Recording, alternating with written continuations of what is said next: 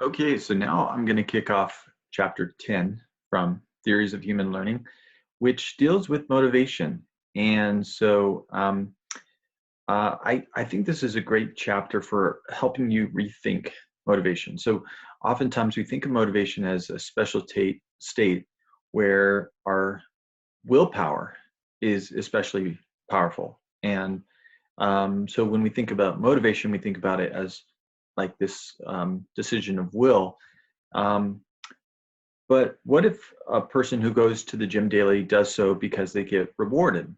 Maybe they find that they get compliments, feel better emotionally, relieve pain, things like that. That's not an act of willpower. So even though it's a healthy, good thing, that there's other factors that are playing into the motivation. Um, so I really want you to rethink your concept of motivation. Um, so oftentimes people think, oh, I just need to find the motivation. Well, it's really an interesting idea. Like if we're trying to find motivation as if it's this hidden thing inside of us, maybe maybe we're never going to find it. Maybe we need to think about our motivation as really this connection between myself and the world around me, and wanting to recognize that I need to be properly connected to the world around me. Because I think every person is motivated. The question is, motivated to do what? You could be motivated to watch Netflix. We know some people are highly motivated to seek out and obtain drugs.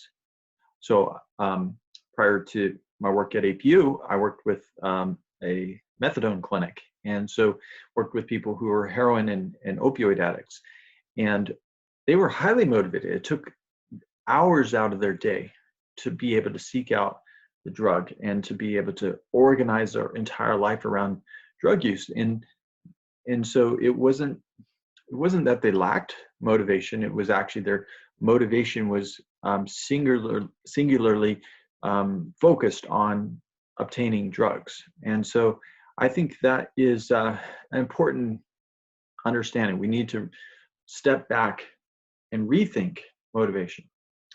And the better question is, why are we motivated in the ways that we are motivated? So far we've focused on how we learn. We've learned classical operant conditioning. We've learned expectancies, cognitive. We've learned what we learn, emotional responses, schemas, coding systems. But we've actually skipped over a basic question. Why do we behave? Why do we behave at all? Why do we act out what we learn? What pushes us or maybe pulls us to perform? And it's critical because learned behaviors, we could learn something, but it won't be realized in made manifest until we're energized into action towards it. And this goes all the way back to chapter 1 when we think about what is learning. So performance or behavior is due to changes in either capability, and a lot of what we've talked about is about capability. What are we capable of? But the other component is disposition or motivation. And so sometimes a change in behavior doesn't represent a change in our capability, but just a change in our disposition towards it. Okay, so first off, I want to talk about classical conditioning. Classical conditioning, if you recall, is this pairing of an unconditioned stimulus with a conditioned stimulus, some object, something, some initially neutral object or sensation or perception. And when it's paired up with something that has a automatic response that can produce a conditioned response. So Pavlov found this with dogs. He found that dogs had an unconditioned response, salivation, and that was in response to a unconditioned stimulus, the food. And it was a reflex. It was automatic. They didn't have to think about it. It just happened.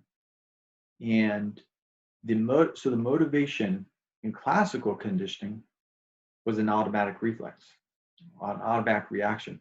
That's not really what we tend to think of when we think about motivation. We don't think about reflexes and automatic responses, but that is part of who we are. A lot of our reactions are just innate, automatic snap responses. And so, if we feel pain, we're automatically motivated to respond to it.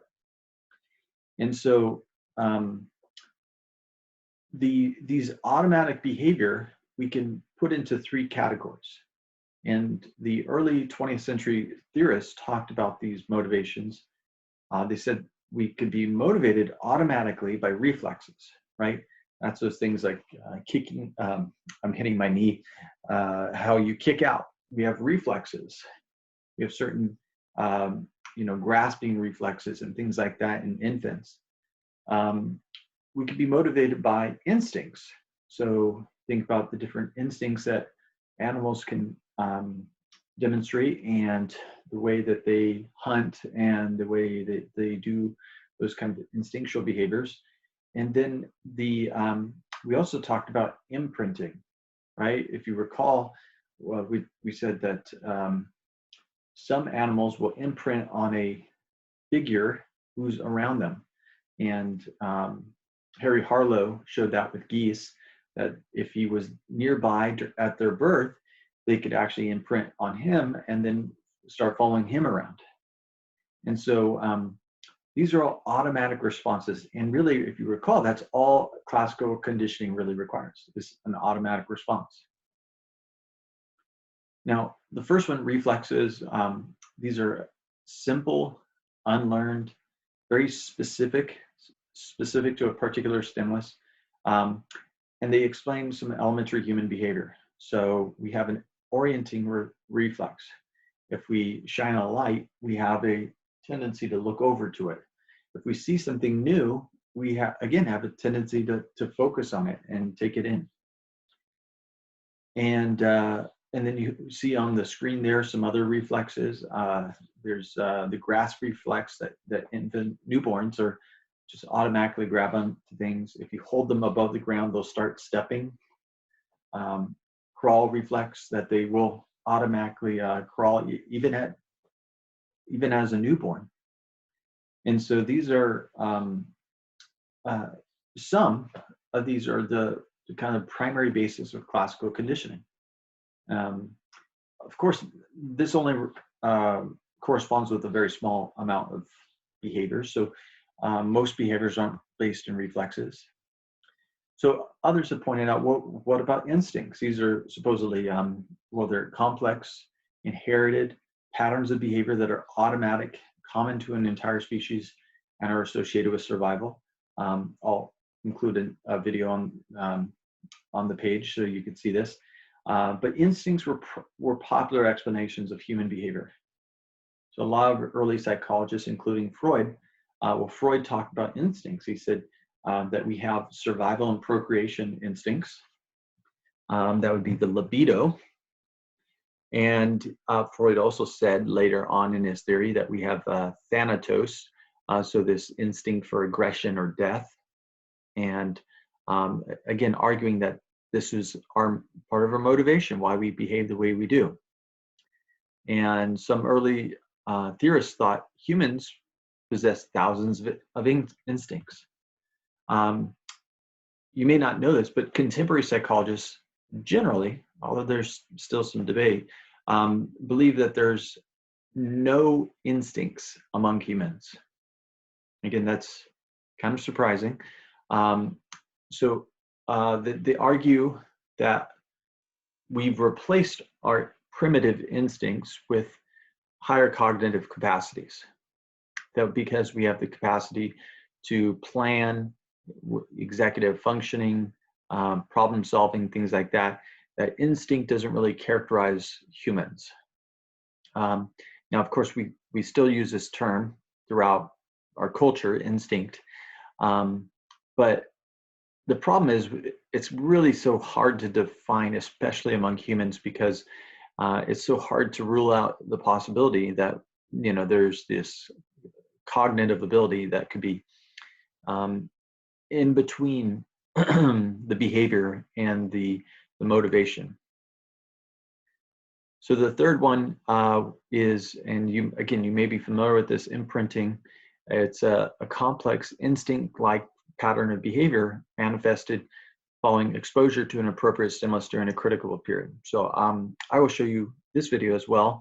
I'll post this as well so that you can see this. It's really remarkable. Harry Harlow, the figure in that picture there, he would be present at the birth of these geese, these goslings, and they would imprint on him. They would essentially mistake him for their mother, and they would come to follow him around. And that was an automatic, again, unlearned response that soon after birth, they would just identify him and respond to him. And again, the point being, these are all automatic responses. So humans don't seem to imprint, but we do have some imprinting-like behaviors. So attachment between mother and infant. We know that there's these patterns of child abuse that occur, and that sort of seems like a little bit of imprinting. And so some behaviors seem to be imprinted at a young age. So when we're dealing with people who are maybe emotionally overreactive, there's a diagnosis called borderline personality disorder, where there's a tendency to have extreme emotional reactions that perhaps was imprinted on them at a very young age based on how they were treated. Again, people that are abusive, oftentimes having been abused themselves.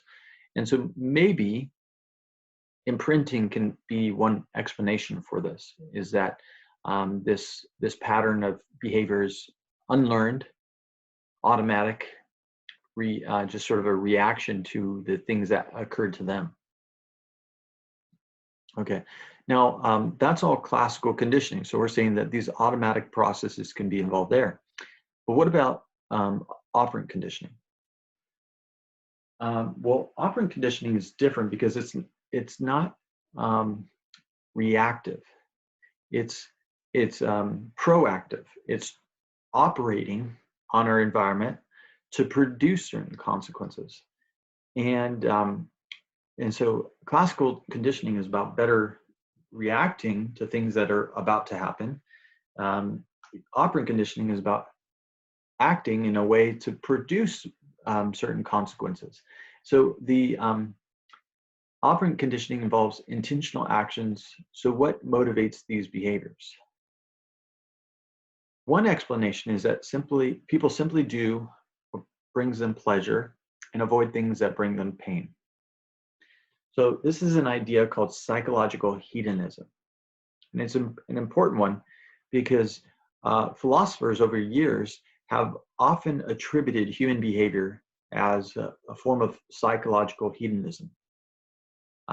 Now, they've argued that we're not always the most base version of hedonism. If you know what hedonism is, it just means that you pursue pleasure and avoid pain. And so most philosophers haven't said we're just trying to do the very, very easiest thing, but there's this understanding that, oh yeah, we're not the most primitive about this, but we are essentially hedonistic, that we're just trying to maximize pleasure and minimize pain. And if you applied this to human behavior, you would say, well, pleasure is anything that increases a behavior, and pain is anything that decreases a behavior.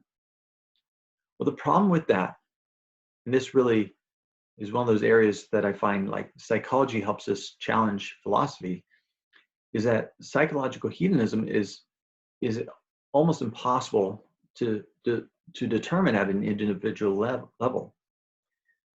So when we think about pain and punishment, punishment isn't always punishment. Sometimes spanking seems to increase a behavior. So why would pain increase a behavior? sometimes things that we meant to do to reinforce behavior don't actually reinforce it. And so, again, this doesn't seem to match on well with what we see in animal behavior, and certainly not in human behavior. So we need to think about it differently. We need to step back and say, what else? What's another way of considering this? Again, another problem with psychological hedonism is that it only looks at potential outcomes, but that's not all that there is that motivates people. So some things like internal states motivate people. Needs, drives. Okay, eating is pleasure if you're hungry, painful if you're full. You cannot just simply talk about, oh, we just tried to have pleasure and avoid pain. We have to add on more to that. That says we've got some internal states that make things pleasurable in certain circumstances, and eating when you're full is actually kind of painful. And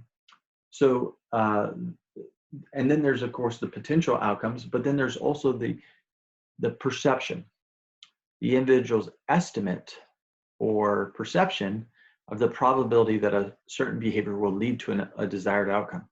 Now, that's not very behavioristic. We'll come back to that in a little bit, but that's certainly a factor. If you believe something will happen, that affects the way you engage it. All right, but let me start with that first one, the needs and what's happening inside the person. So theorists began to formulate ideas about what makes behaviors pleasurable or painful. And there's two main theories. One of them focuses on drives, and the other focuses on goals. And so the motives as drives has become known as drive reduction. And it's basically saying we take certain actions because we're trying to reduce a certain drive. We eat because we're trying to reduce hunger. We drink because we're trying to reduce thirst. And then the second group of theories is that motives are goals toward which the individual strives. These are incentives. These are things that we're trying to accomplish. Now, I'll come back to that later. But let's start with needs and drives. So according to the drive reduction model, there's a direct relationship between needs and drives. So when you think about drives and drive reduction, you have to think about needs. Needs are like the yin and yang of drives. So the physiological needs are states of deficiency, things that we're lacking, things that we need for survival. And these physiological needs give rise to drives. Okay, so again, they're two sides of the same coin.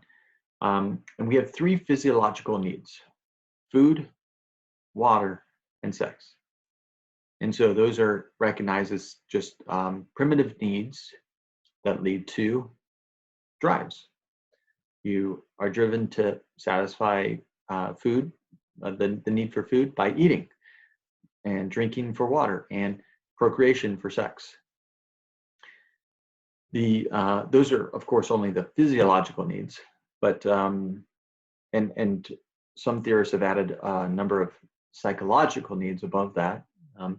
But drive reduction is really about this idea that the reason why we act, the cause of our actions, is to satisfy a need. So you can see it in this sort of graphic here, that a need, a lack of something, leads to a drive. So a lack of food leads to hunger, and then that leads to a drive reducing behavior, eating or drinking or searching for shelter. And of course, this is helpful for some things, but it doesn't actually explain why students work hard to learn subjects and others play computer games. It doesn't explain a lot of human behavior. So again, some have added psychological needs to this. So most psychologists also believe that people have psychological needs. Now, there's debate about what these needs could be, right? Need for intellectual stimulation, need for love, need for belonging, need for achievement. The physiological needs can be completely satisfied. You can be completely satisfied. Your hunger can be completely satisfied. Your thirst can be completely satisfied. And desire for sex can be completely satisfied. But psychological needs are insatiable. So you can have an insatiable desire for achievement. You achieve, and then you feel like you need to just hit the next step and next step and next step. And so, again, that is one of those things that distinguish psychological needs from physiological needs. Okay, so this is the drive reduction theory. It says that the reason why we, let me place this within operant conditioning. The reason why we seek out things, seek out certain consequences, is we're simply trying to reduce certain drives. We're trying to satisfy certain needs. And they do have their place. That they're certainly, in fact, a lot of the early research fits with this this perspective. The animals were often motivated by food. These are objects that satisfy unlearned needs. So they're hungry, they seek out food. And then when you deal with humans, yeah, you could say that psychological needs can be a factor, right? The need to feel achievement. So they'll have participants play games and things like that, and desire to achieve and do well in games. But there's some problems with this theory, and that is, why would animals stay active even after eating? Sometimes they actually become more active. So if the only reason why we do things is to satisfy these needs, then why would they keep working after these needs even when they're already satisfied? So why would a squirrel save up food for hibernation? They're not hungry in the moment. Why would they prepare for it? Why would people and animals pursue good tasting food? Why not just simply eat anything that's edible, and that could satisfy your need for hunger? So again, they recognize that there's some problems with this. And that's where they started to recognize that we need to think about incentives. Drives alone cannot explain behavior. They're not wrong. It's not wrong to talk about drives, but it's incomplete. So in this study, rats that had already been given some food in the right maze were better on a maze and that they knew led to food than did hungry rats, left maze. Kind of interesting. So the rats that had more to gain, the hungry rats, were slower. So how do you explain this? Well, one explanation is, rather than just considering needs, it's important to consider also what the value of the behavior or object to the individual is. And that's where incentive comes in. Incentive reflects that, the value of a goal or a reward for the individual. So just broadly, you can understand, if it's got high incentive value, it's very motivating. If it's got low incentive value, it's not very motivating. And Hull, who was in chapter, 3, was among the first to use the concept of incentives in his theory. And remember, that was sort of a foreshadowing of cognitive theories. This idea that how we evaluate something is important for how motivated we are to pursue it. Oops, sorry about that. There we go. Okay, so Maslow tried to organize this all together. And Maslow developed a system that helps us think about some of these things. So this is Abraham Maslow, and you may have heard of this idea before, so this might be a review, but I want to get into it a little bit more thoroughly. Basically, Maslow argued we have two major systems of needs. We have basic or deficiency needs at the bottom, and then we have meta needs or growth needs. And Maslow assumed that these need systems are hierarchical. They're like a pyramid. They're built upon each other. So that higher level needs will not be attended to. We're not even going to pay attention to the higher level needs until our lower level needs have been satisfied. And Maslow actually said the highest level of need is self-actualization.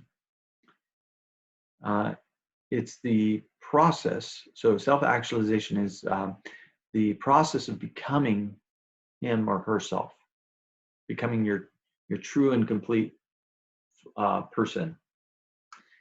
You're achieving your potential. And so it looks like this. Again, you've probably seen this before. On the bottom, you see the basic needs. Very bottom is those physiological needs. So food, water, sleep, warmth. Right above that is safety needs.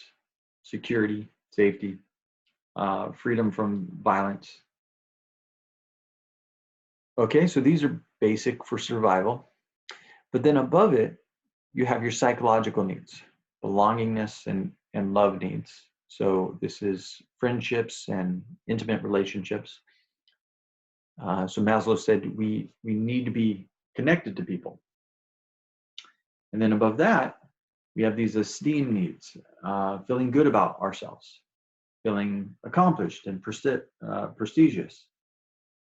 So having good self-esteem. And then once all of those things below it have been achieved, the basic needs, the psychological needs, that's when the person can actually seek out their full potential. They can engage in creativity. They can, and creativity doesn't have to be art. It could be an engineer fully applying their knowledge of engineering. It could be a math teacher who is thinking about, how do I engage these students? And so there's so many different ways that we self-actualize. Okay, but sorry, let me just say a little bit more about this. Just this idea is that our operant conditioning can be organized so that the reason we seek out our behavior will reflect this system. That if we're hungry, we're not going to pay attention to anything above it. We're going to just satisfy our need for food. If we are unsafe, if we're in a dangerous circumstance, we're not going to attend to relationships until we get ourselves safe. And then we work on our belongingness, and then we work on our esteem, and then again we work on our self-actualization. So this sort of gives a little bit of structure to this operant conditioning system. Now, I'm switching gears a little bit. So the next idea is arousal theory.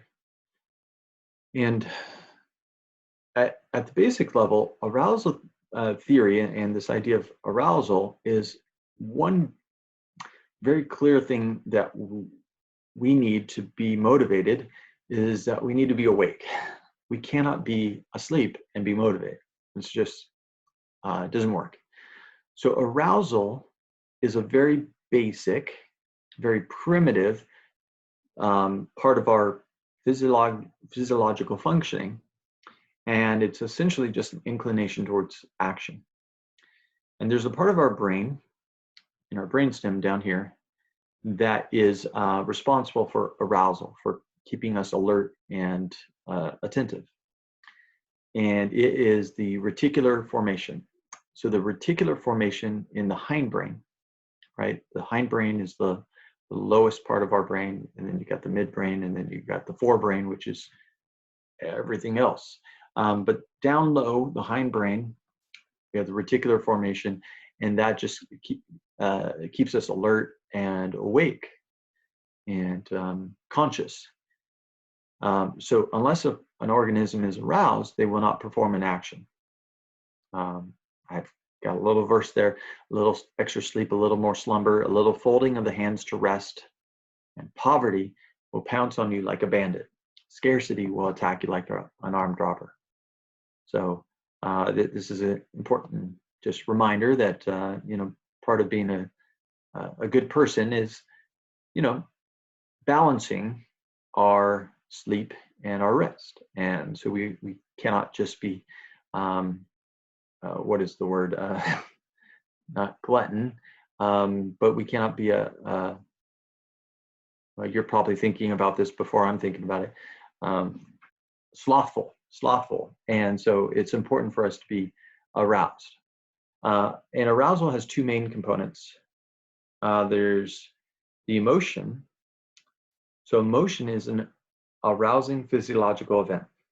And anxiety is probably the closest thing to arousal. It's the most critical emotion for arousal. But all emotions can be arousing. Happiness is arousing. Certainly surprise is an arousing. Anger, you better believe it, you're not falling asleep when you're angry. And sadness even. Sadness is sort of on the borderline, but it's you still have an element of activity in the brain and in your body when you're sad. And then the second part of arousal is wakefulness. And I've already mentioned this. It's just being alert and awake and not being asleep. So when we think about arousal, it's important to recognize that, yes, it's important to be aroused in order to do things. But you have to think about how aroused you are, because more arousal doesn't mean better performance all the time. And so there's actually a law. Psychology has very few laws, but we have a law called the Yerkes-Dodson Law. And this is an important thing for you to remember, that a little bit of arousal, a little bit of anxiety, sort of moderate levels, are good. It's good to be anxious to a degree. It's good to be kind of keyed up a little bit. That's actually the state in which you have your best performance. When I talk about performance, I can mean basketball performance, taking a test, work, whatever it is. If you don't have enough anxiety and enough arousal, if you're just sort of like slogging along in your life, you're not going to be at your best in the things you do. And so that's what this Yerkes-Dodson Law says, is that at low levels of arousal, you have very poor performance, right? If you're barely awake, you're not going to perform very well. Certainly if you are not awake, you're not going to perform well. And then as arousal increases, performance gets better. You're focused. You know what you want to do. You know how you have to do it. But there's a point at which performance starts to break down. If you have too much anxiety, too much arousal, the curve starts bending downward. And if you have very intense, overwhelming anxiety, you cannot focus. You might have test anxiety. You might have performance anxiety, and you can get public speaking, crushing anxiety, and can be kind of stiff and not know how to communicate well. And so if you have too much arousal, your performance starts to degrade. And this is seen in animals and it's seen in humans. And so we call this the inverted U, because this doesn't look like a U, but if you flipped it over, you would see it looks like a U, the letter U. And so again, they call this the inverted U of the relationship between arousal and performance. And it's kind of hard to say what's the right level of arousal. It really depends on the task. Some tasks require more arousal than others. That's why you see sports teams jumping around before the game and getting themselves pumped up because their optimal arousal's at a pretty high level.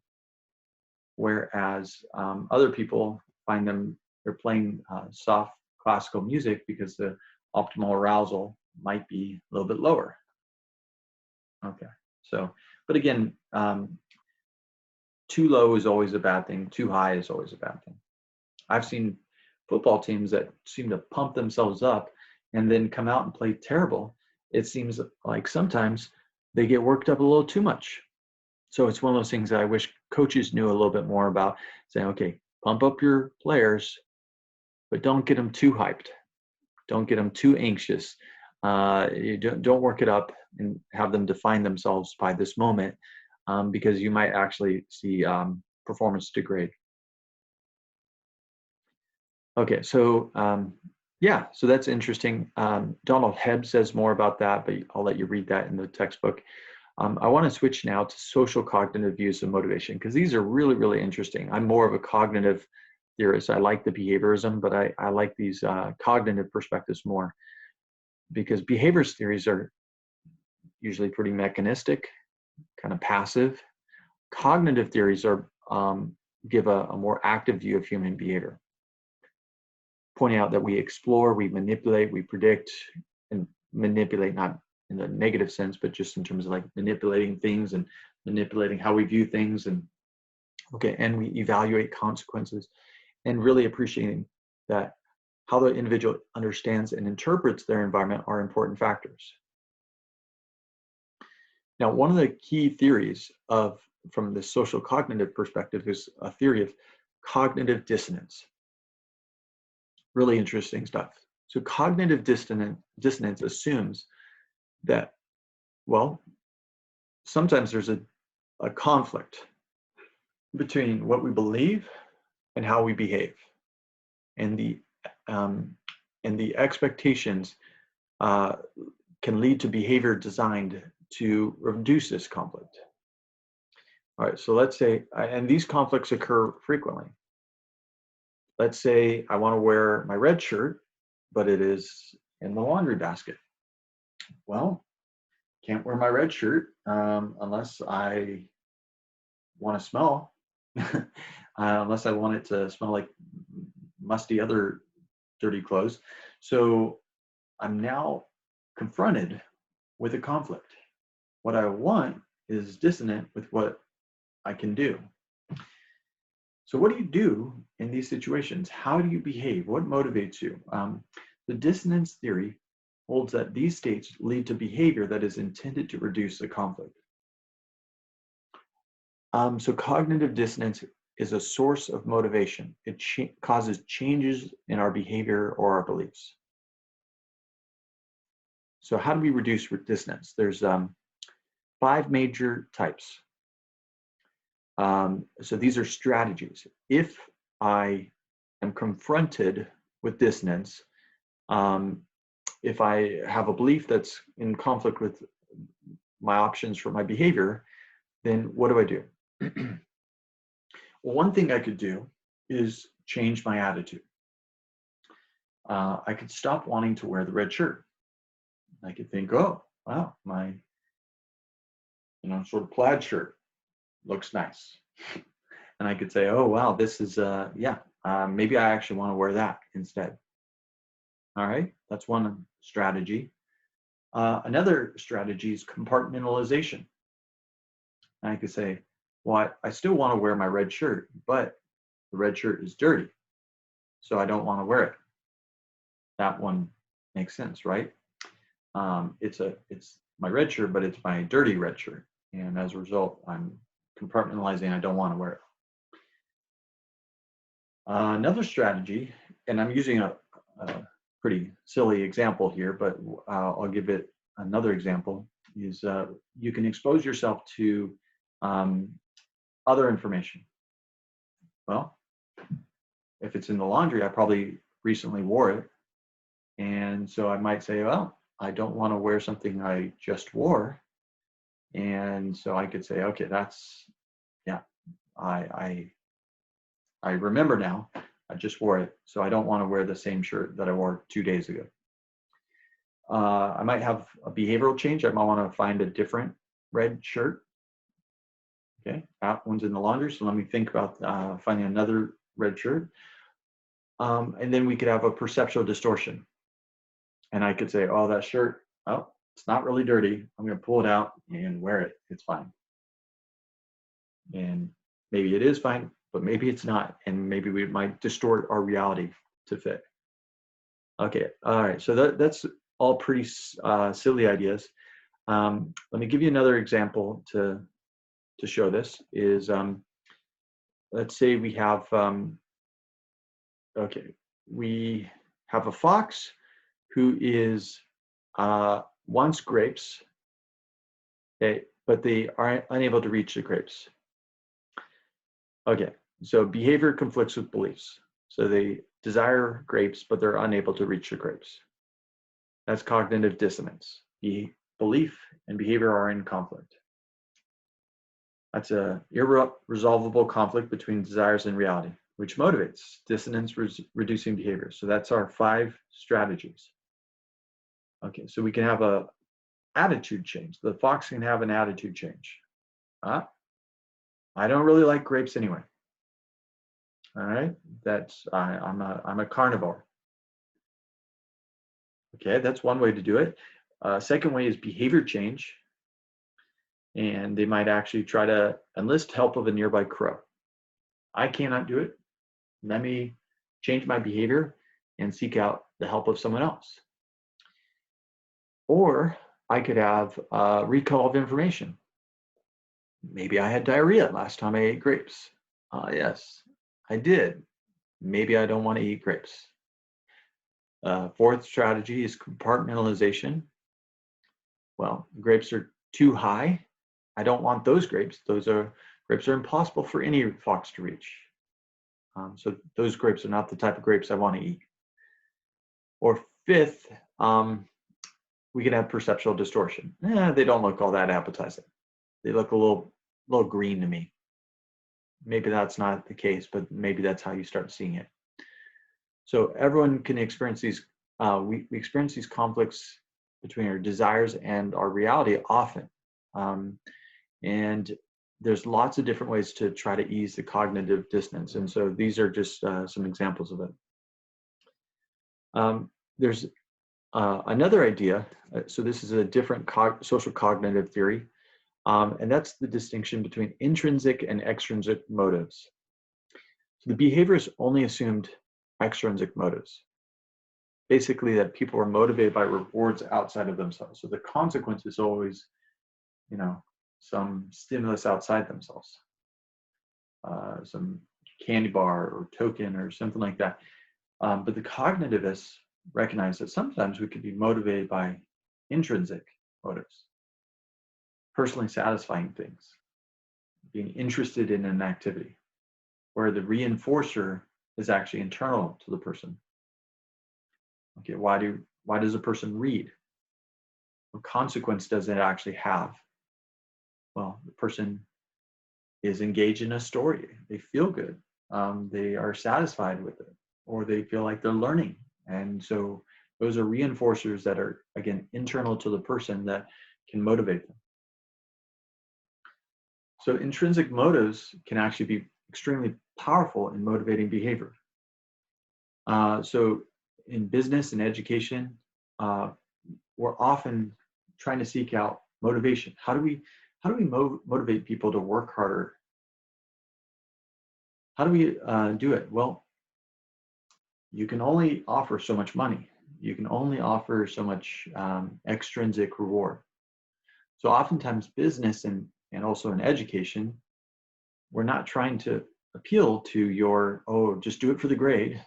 We're also trying to appeal to intrinsic motivations, saying, okay, well, yeah, it's good to seek out a good grade, but try to enjoy learning, try to enjoy the process, and feel good about the kind of person that you're becoming.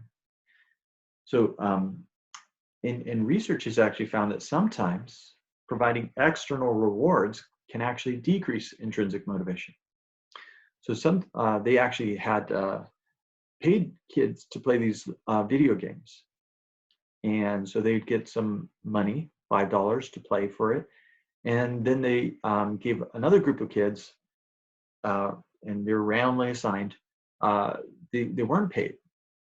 Once the study was over, the kids who were not paid wanted to keep playing.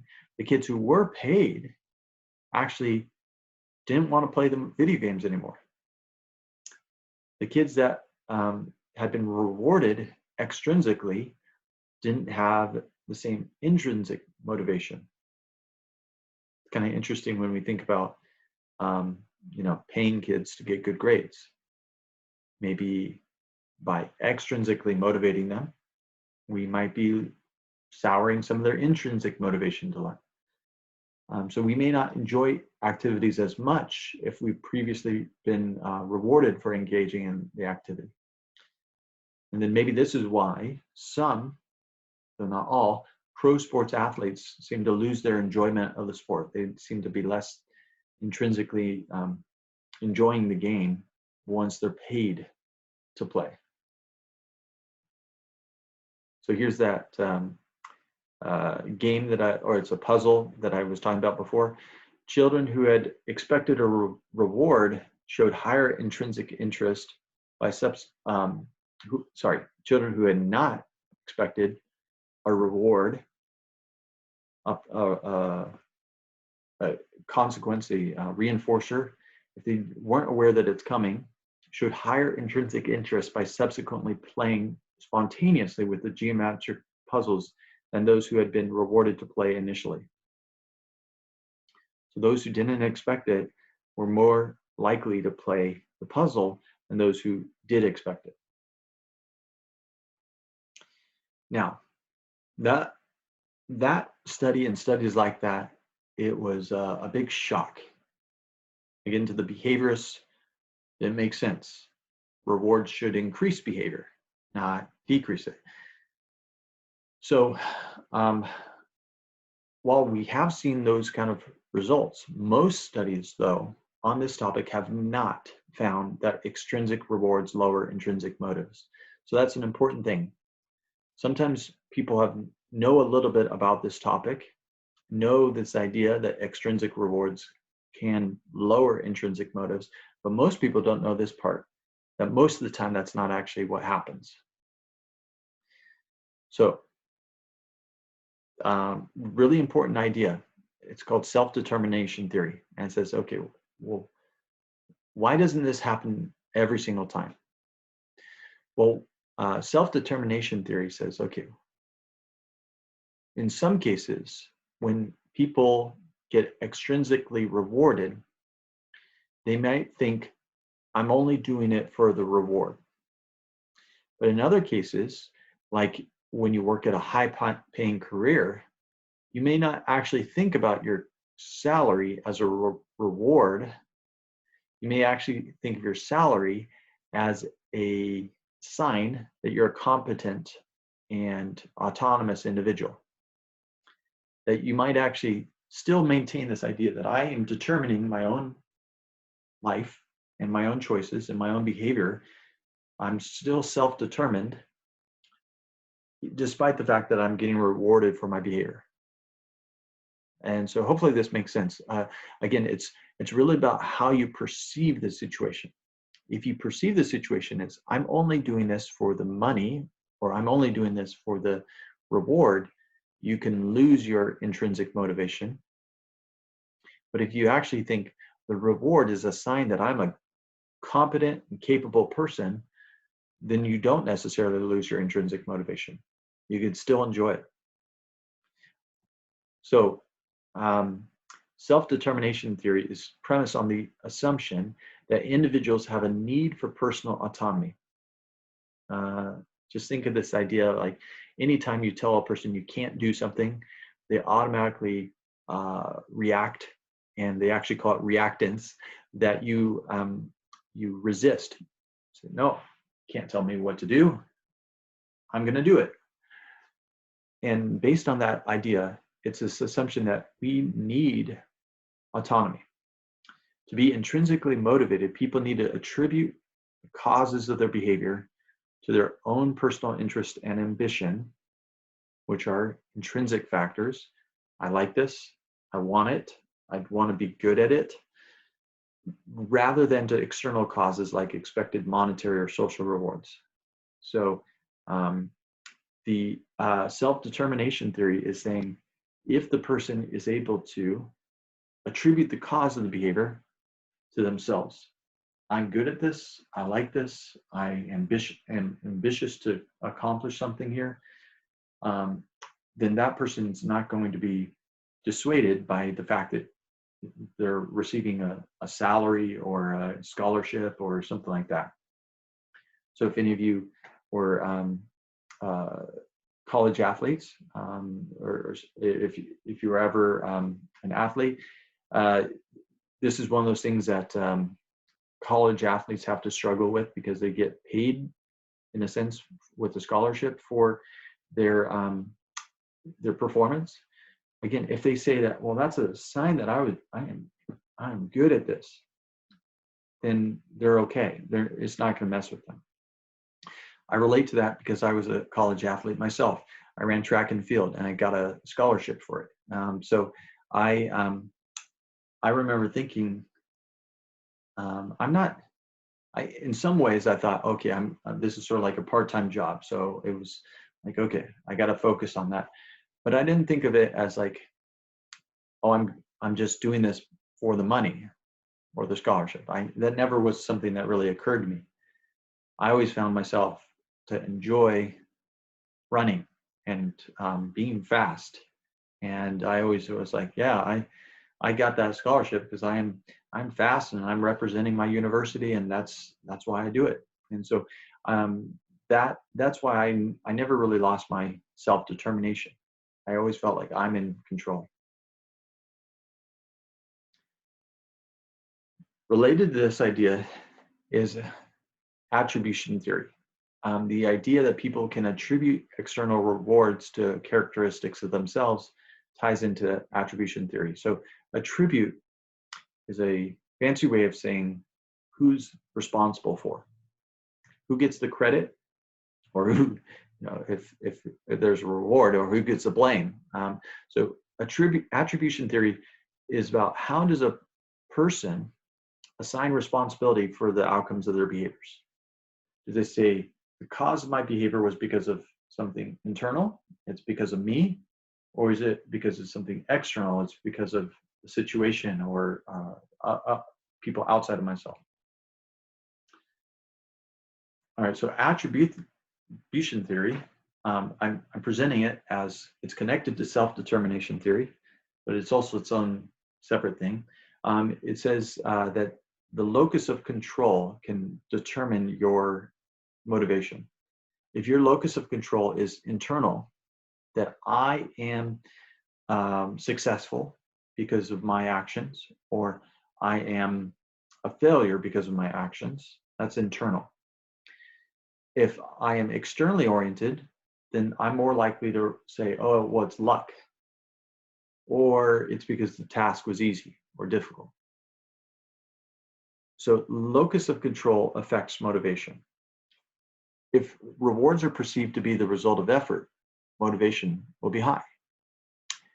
If rewards are perceived to be the result of luck, well, why work hard? It's just a matter of chance. And so, again, that affects how motivated you are. But they've actually made it even a little bit more nuanced.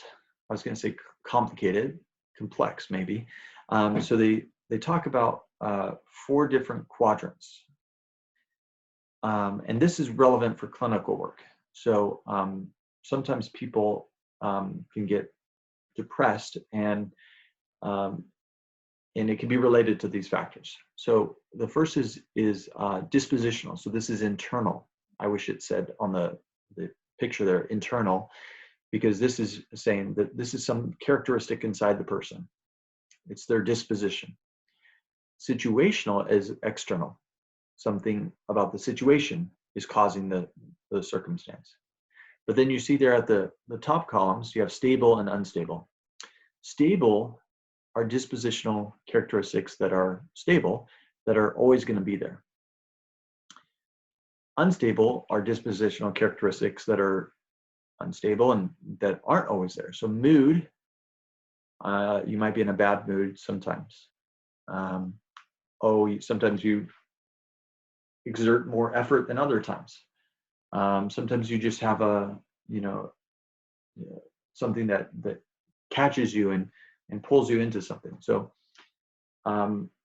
you can have stable and unstable, and you can also have stable and unstable views of situational locus of control. So stable situational could be like social structures, race, gender, class, institutional factors, economics. Judges always go easier on girls is one way. Unstable situational are coincidence, weather, dumb luck. You're lucky I had a sore throat today. Okay, so this is 4 different ways. Why did I succeed? Why did I fail? So success, our explanation for why am I successful? Well, it could be something stable and dispositional. I'm smart. I've got the right personality. I've got good willpower. That's a stable dispositional judgment. Or it could be an unstable. Well, why did I succeed? Well, I was just in the right frame of mind when this happened. I was in a good mood. I somehow got myself to try hard. Okay, so that's unstable. Then you could also say, why did I succeed? Well, it could be situational stable factors, like stereotypes and inequity. And that can say, well, but that could work in your favor.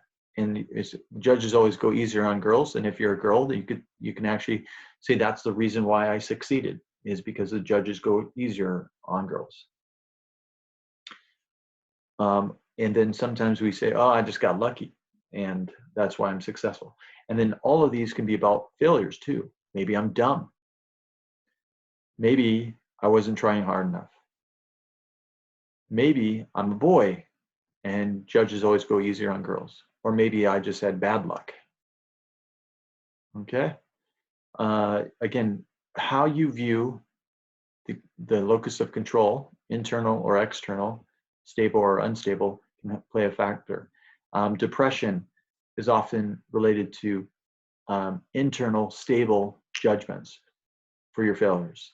So if you believe that the reason why I am unsuccessful in life is because I'm an unlovable person, that's a stable dispositional characteristic. It's not because of other people are jerks. So certain other people are jerks. It's about me, and that's really that can lead you to feel depressed. So attribution is related. If we go all the way back to dissonance, cognitive dissonance can arise from our attributions. If I want to do well and think that doing well is within my control, failing to do well will create some dissonance. If I think God is good and is in control, if I find out I have cancer, I may also feel cognitive dissonance. Children don't seem to have a fully developed attribution system. They cannot distinguish between ability and effort. They think that those who succeed are the ones who try the hardest. Now, there's certain truth to that, but that's a sort of as we all know, if you've ever tried hard at something and not done well at it, that's not the only factor. And so it's sort of interesting to just think about that. Now, another interesting connection, and I know I'm presenting a lot of theories as I'm doing this, so just recognize that while you're reading, hopefully this will help you understand what you're reading. So another theory is from Carol Dweck, and her theory has really gotten very popular, and you may have been familiar with it using different terms. So I'll just say that. You may know of it as growth mindset versus a fixed mindset. Here, I'm just calling it performance versus mastery goals, but they map on with this other idea. So our what she found is that people, especially children, well, all people, but her early research was with children, had different ideas about certain things, like intelligence. So here, what I'm going to point out is not what is intelligence, but what do people think intelligence is? Okay, so if people think intelligence is fixed, that you have a certain amount of intelligence and that's what you have for life. Well, if you believe that, you are likely to set performance goals. You are likely to say, I'm going to try to achieve something. I'm going to perform at a certain level. And if you have high confidence in your ability, you will seek challenge and be persistent. But if you have low confidence in your present ability, you will actually avoid challenge and have low persistence. Now, if you believe instead that intelligence is malleable, if it's incremental, if it is flexible, that if it changes with experience, you are more likely to set a learning goal that you want to gain in your capacity. You want to gain your competence towards mastery. And so if you have high confidence in present ability, you will seek challenge and have high persistence. But even if you have low confidence in your present ability, you seek challenge and persist. And that's really the key difference here, is that if you believe that your intelligence can grow and develop, it doesn't matter if you think you have high ability or low ability.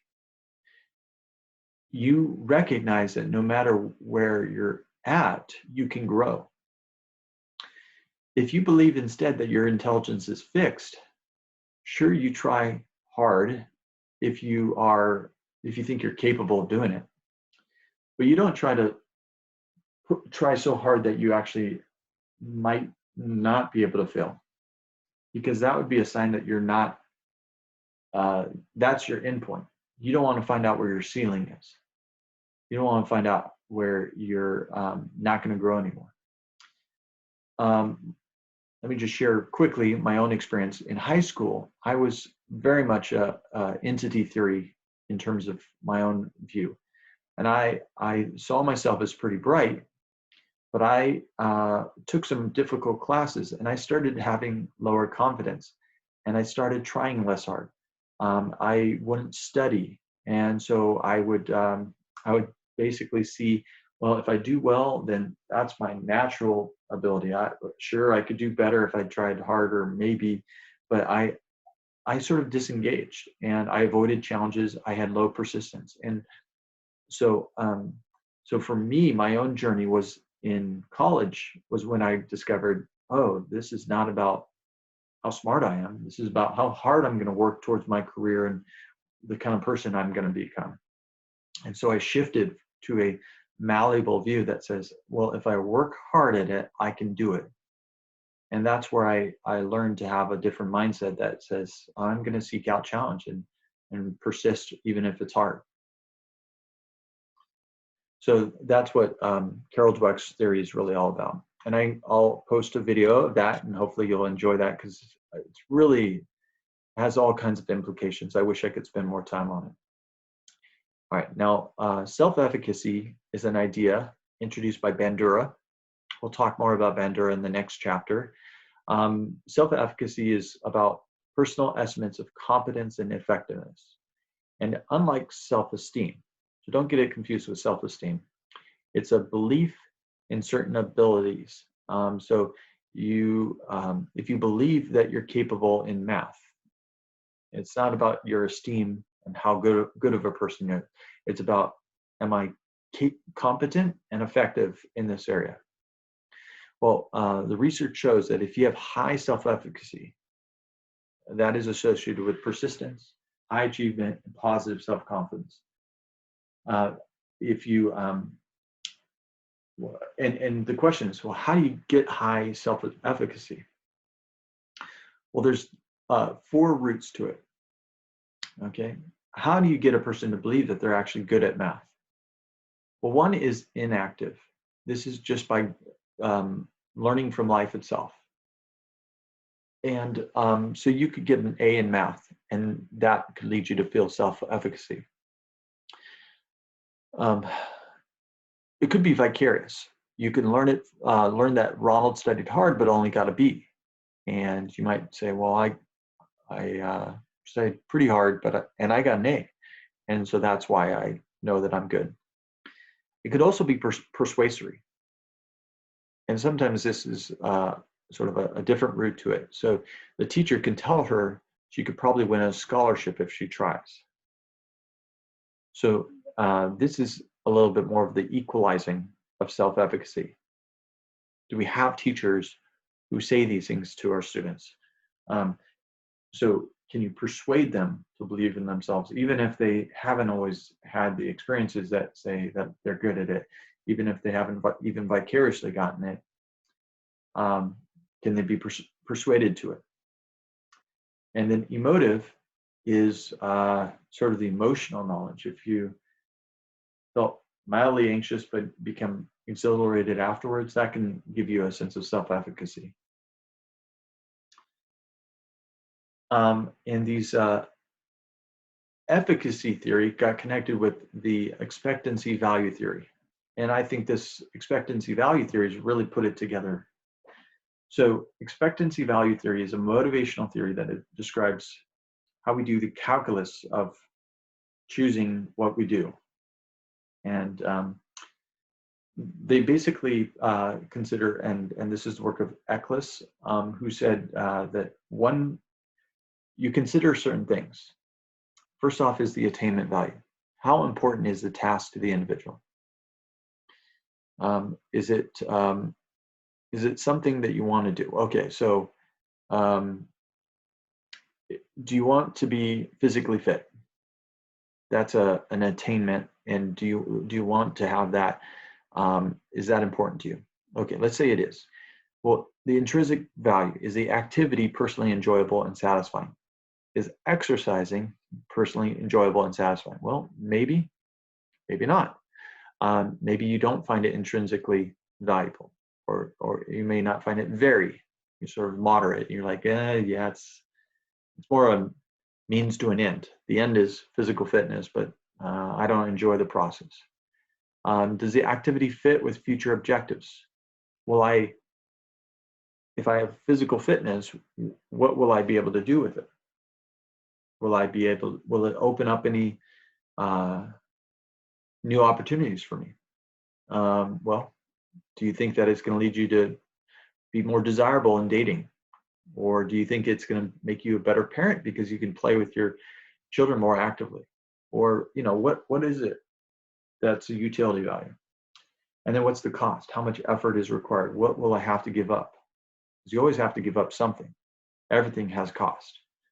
So if it's exercise, then you give up. Well, you have to give up time. You have to give up.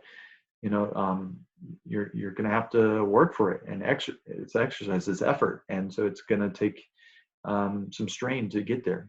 And so this theory says we consider all these things, do them pretty quickly, and we try to evaluate whether we want to do something or not. So here's an example of this, main concepts.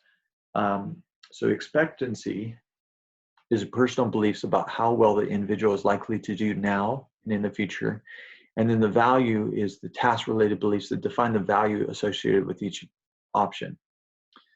So again, is it important to the person of doing well? Does the option fit in the self-image? How enjoyable, how well, how much effort is required?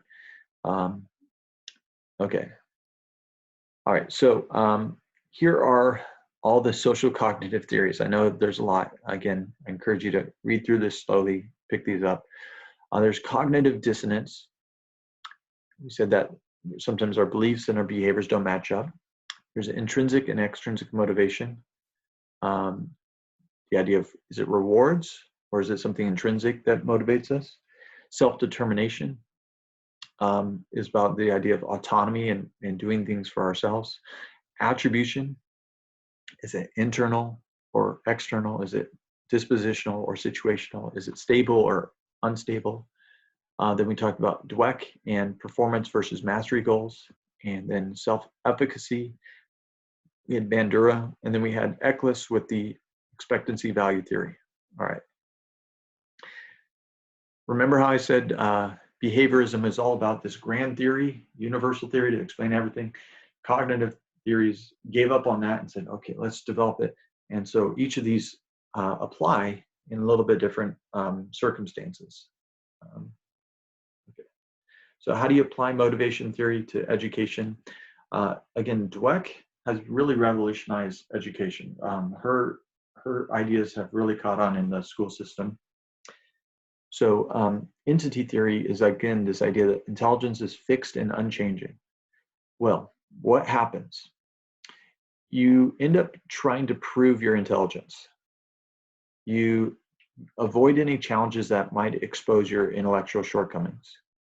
And again, this was my experience, is that I tried to prove my intelligence, but I didn't actually try to grow my intelligence. I didn't want to try something and fail. So the opposing belief is intelligence is malleable. It can be developed through effort. Performance, okay, now the next line, beliefs that make smart people dumb. Performance reflects intelligence and worth. What happens if you believe this? Well, you have fear of failure. You feel worthless in the face of failure. You avoid challenges. You avoid opportunity to learn because of associated risks. The opposing belief, current performance tells you where you are and what efforts you need to make. You've probably heard this idea like, I wish you failure. And it's a beautiful idea. I don't know if I can explain it well enough, but the idea that failure is a gift that allows you to learn where you are and allows you to test your resolve, allows you to build your resilience. And so failure is a gift. Now that's, again, very different from how some people view failure. They view failure as, oh, if it means something about who I am at my core. Well, what if your core actually can change over your lifespan? What if this, the inside of you is not always quite so fixed? What if it can grow? And the third third belief that makes smart people dumb is truly intelligent people don't need to make effort to realize their potential. I'll just say I think that I'm pretty bright, but I've had to work really, really hard at some things. I'm very good at stats, but I spent hours and hours slaving over it to try to understand it. And so it's not this idea, you watch Good Will Hunting and certain things like that, as if it's like, if you're really smart, it's easy. No, it's never easy. You always have to work for it. Everyone needs sustained effort to achieve as well as they can. But again, these are some of the beliefs that make smart people dumb. So you can maybe consider if you have any of these in yourself. Well, what about clinical implications? Well, often cognitive dissonance can be used in therapy. So sometimes our stated beliefs don't match up to our actions. So I could say, my physical health is very important to me. I also can eat junk food and smoke. Sorry, that's not me. But what you can do, therapy can do, is actually bring that to a person's attention. You can illuminate it. Help them say, oh, yeah, so you're saying that your physical health is very important. I wonder how you see junk food and smoking as, this isn't very delicate. I probably won't say it quite like this, but what do you see as the consequences of eating junk food and smoking? Uh, probably not good for my health. You can, in therapy, you can bring things to people's awareness, and actually, sometimes what therapy does is it causes dissonance, causes people to realize that I'm doing something that I don't believe in, and that can actually be a good thing. So when you take a person who is drinking, you can actually help them experience dissonance about their drinking, realizing, I don't want to be a person who drinks to deal with my emotions. And that dissonance can sometimes lead to positive behavior change, to stopping drinking, or it could lead to different efforts to try to adapt. And so therapy can help persuade clients to believe in their self-efficacy, or it can highlight past experiences that demonstrate it. Spiritually, I find it really interesting to think about Maslow's hierarchy.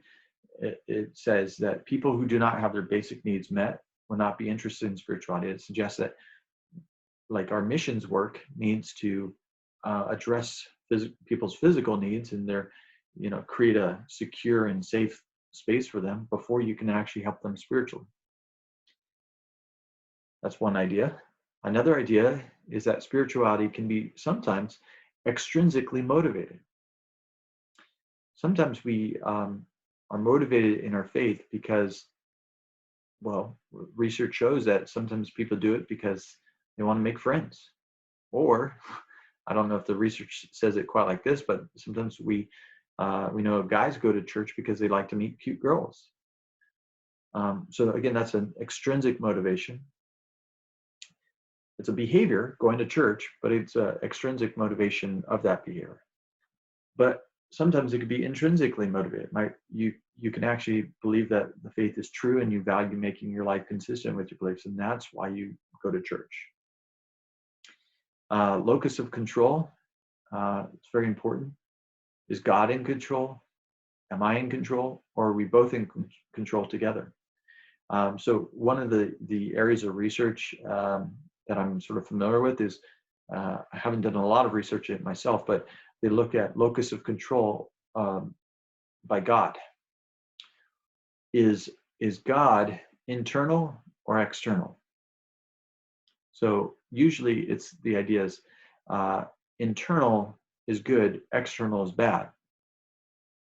And so if God is external, then that's sort of suggesting that believing God is in control might be harmful to our health, as opposed to saying I'm in control. But the research is interesting because while other forms of external control are harmful, believing God is in control is not actually harmful. So there's this idea that you start to see yourself as in control with God and aligned with God. And as a result, you can actually say, God is in control, then I am, serving God in my actions, and I'm surrendering over to God. And again, I find all this really interesting and related to spirituality. And then you could say, is spirituality an entity? Am I a spiritual person, or am I not? Or could you actually think of it more incrementally and say, maybe spirituality is not something that I am or am not. Maybe it's something that every person can grow in, that we can all develop it with effort. And I'm not saying that we can develop our salvation with effort, but we can become closer to God. We can feel, we can have more knowledge of God with that effort. And that is, I think, true. And so if we stop thinking of it as this fixed characteristic of a person, then maybe we can be more motivated to try to grow in our faith. I have a theory. This is actually by my advisor, Richard Gorsuch, passed away about 3 years ago. He came up with this theory that explains spirituality into these interrelated components. He said, this is at the heart of spirituality. You have beliefs about God, so your God concept, beliefs about ethics, things like that. I mean, there's a whole lot of beliefs. But then from your beliefs come your motivations.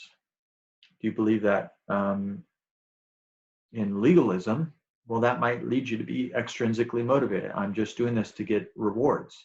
I'm just trying to get rewards in heaven. That's all I'm doing it for. Or do you believe it's about a relationship? And maybe in that case, your motivation might be more intrinsic. Then they've also said there's a locus of control. Again, this idea of it doesn't have to just be internal and external. It could also be God control. And then you have your coping mechanisms, which is how you use your faith to deal with the life around you, deal with problems. And these Wang McDonald and Gorsuch say this explains spirituality. These are the fundamental bedrocks of spirituality and why we do what we do. It influences our morality, our giving, our our values. It all comes down to this set of things. It's kind of interesting, and it contributes to our broader spiritual experiences like spiritual well-being, closeness to God, things like that. Again, I could say a lot more about that, but for time, I want to wrap this up. So transformation in spirituality. Transformation occurs when we change our beliefs, when we change what motivates our faith, when we change how we use our faith to cope with problems, and when we change how we view our world. Changes in our spiritual experiences will result from these more basic level changes. So if we want to grow in our faith, grow closer to God, then sometimes we have to change the lower level stuff that's going on inside of us, the intrinsic reasons. Let me say one last thing and then I'll wrap up. So the idea of Job, Job experienced a discrepancy between his beliefs about God and his reality. He believed that God was a just God who gave good things to good people and bad things to bad people. When Job was robbed of everything, he was confronted with a dissonant reality, a reality that he knew he was not a bad person. He knew that he was essentially a good person, but he knew his reality was terrible.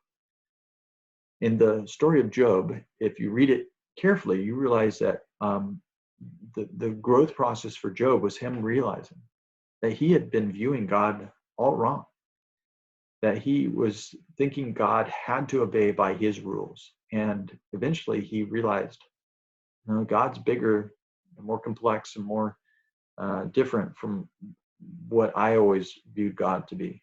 And so that's how that transformation occurs. And sometimes it is through suffering that we learn to really understand who God is. And so I think that is sometimes the purpose of suffering is to transform us into something better, and to transform the way we think, transform our motivation, transform our understanding of who's in charge, and transform the way we cope.